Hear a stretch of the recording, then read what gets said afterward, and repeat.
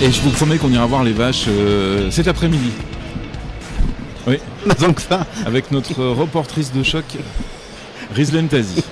Mais avant, poursuivons. Retour dans le studio de Matin Première, la radio, et de Matin TV.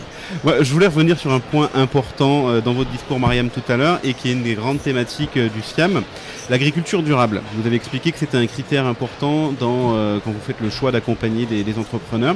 Est-ce que vous pouvez nous en dire un mot? Tout le monde, tous les invités a au moins évoqué ce sujet-là, et je ne suis pas sûr que tout le monde ait la même définition, ou en tout cas la même vision. Pouvez-vous nous donner la vôtre? Avec plaisir, je vais essayer en tout cas.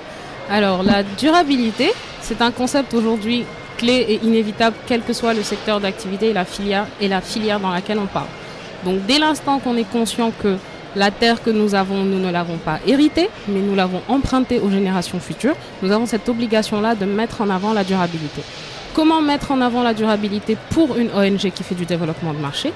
C'est choisir des entreprises en s'assurant que nos actions auront un aspect durable. Qu'est-ce que nous allons appeler la durabilité? C'est savoir que ces actions-là seront reproduites dans le temps, même après la disparition du projet. C'est-à-dire qu'il ne faut pas que ce soit des activités ponctuelles.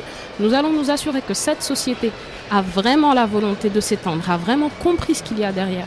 Parce que ce que nous soutenons et ce que nous allons aider, ce que nous aidons, en tout cas, excusez-moi, ce à quoi nous participons, ce sont des activités qui normalement auraient dû être faites par les entreprises elles-mêmes. Parce qu'aujourd'hui, toute entreprise devrait pouvoir être consciente de l'environnement dans lequel elle évolue et de l'impact qu'elle peut avoir sur ses cibles. L'objectif pour une entreprise, c'est de vendre, mais il faut bien vendre. Nous, on va s'assurer que nos entreprises, celles qu'on appuie, vont bien vendre. C'est-à-dire que ce sera des produits qui seront respectueux de l'environnement, respectueux de l'impact qu'elles auront sur les producteurs et les utilisateurs, mais aussi des actions durables, pérennes dans le temps, et surtout des garanties de confiance, parce que nous travaillons avec des entreprises avec lesquelles nous avons le plus confiance. La base de la relation entre AFE et une entreprise, c'est la confiance. Savoir que cette entreprise est honnête. Merci Marianne. Marianne Le Ngom. Minuteur, il faut le Non, c'est très bien. Vous allez nous présenter notre nouvel invité. Oui, alors, allez-y. Nous sommes rejoints par monsieur Moustapha Mang, qui est le secrétaire général de Jubo SARL. Donc je vais lui laisser le laisser entrer plus dans les détails. Bah oui, bien sûr. Alors, présentez, bonjour. Bonjour. Présentez-nous un peu votre entreprise, votre secteur d'activité.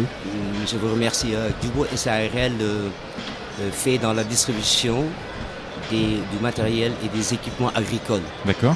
Et nous sommes dans le secteur depuis un peu plus d'un quart de siècle. Donc, au fil des ans, le statut juridique a évolué, chaque fois pour conformer l'entreprise à la marche du temps. Alors aujourd'hui, nous sommes une entreprise ouverte sur le monde, qui coopérons avec plusieurs entreprises européennes. Et voilà, nous avons des dents assez longues pour conquérir notre part du marché. Ça mérite d'être clair. C'est génial. Mais vous êtes dans un marché de concurrence, vous avez des concurrents là où vous êtes?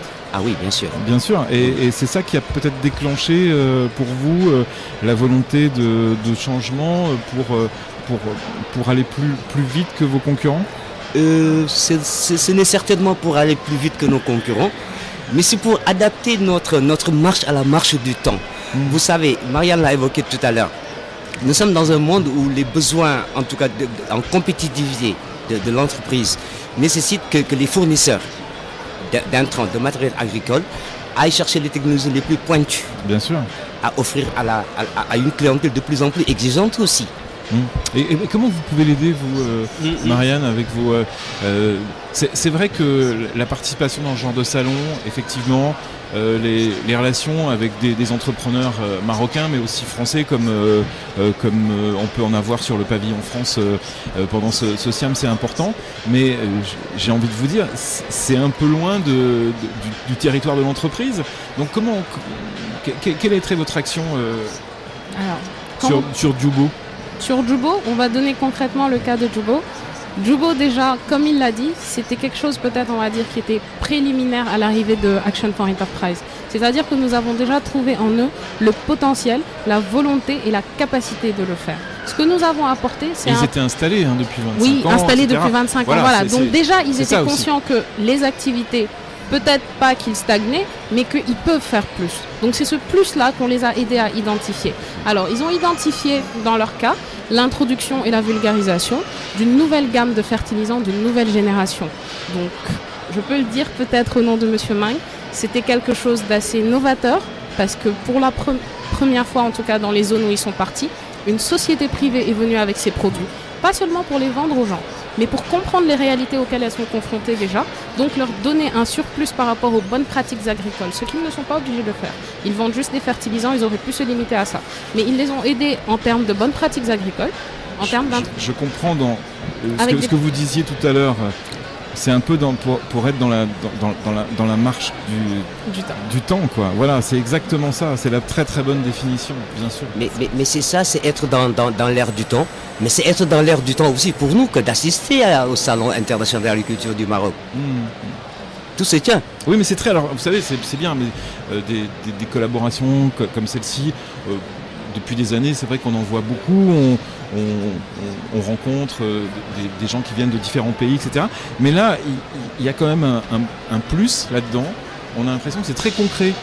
Voilà, ça va impacter votre business. Ça va impacter votre business et votre relation avec vos prestataires, par exemple, et avec vos clients, donc forcément. Voilà, il y a une notion de concret. Donc ça, c'est très bien. C'est ça, c'est tout à fait ça, parce que ce n'est pas seulement en fait du tourisme d'affaires qu'ils font, mais à la fin de cette visite d'échange, c'est un plan d'action qui sera déroulé. Normalement, des décisions vont être prises à l'issue de cette participation, et puis ils pourraient éventuellement toujours être accompagnés dans la mise en œuvre de ces actions. Tout à fait.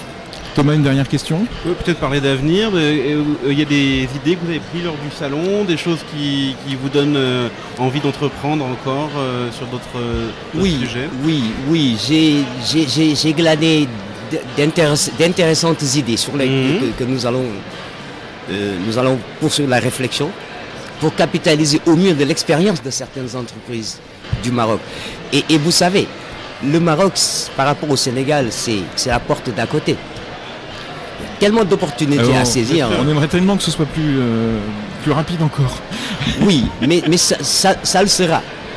Ça le sera parce que de toutes les façons, nous ne sommes pas au bout de notre mission au Maroc.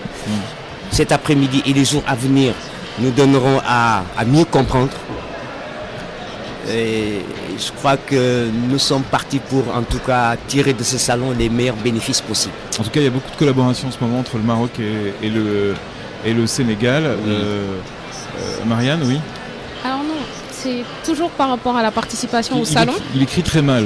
C'est moi. Alors, pas moi qui... Ah d'accord. Mais à coup Super, Franck, il est très accueillant, charmant garçon. C'est pas grave. Alors, c'est juste par rapport à la participation du salon. Désolé. Non, c'est pas grave. Par rapport à la participation au salon. C'est vrai que c'est mal écrit. Enfin, Très mal. C'est ton stylo qui marche très mal. Merci de l'avoir dit à tout le Maroc et puis à tout ce qui écouteront. Et bien au-delà. Et bien au-delà. Eh oui. Alors, c'est juste pour remercier l'apport de la Chambre française de commerce et d'industrie au Maroc, sans qui la participation au SIAM n'aurait peut-être pas été possible. Donc, surtout à la personne de Madame Sharafa Chebani, directrice du pôle Business France, qui nous a accompagnés tout au long de la planification et de la mise en œuvre de cette mission. Voilà, qui devrait passer nous voir d'ailleurs tout à l'heure. Oui, c'est un plaisir d'accueillir Sharafa Chebani de la CFCIM et de Business France. Disons-le, c'est important. Oui. Merci à vous deux, à vous trois d'être venus. Et franchement, très très bientôt, vous allez revenir bien évidemment ici au Maroc. Bonne continuation.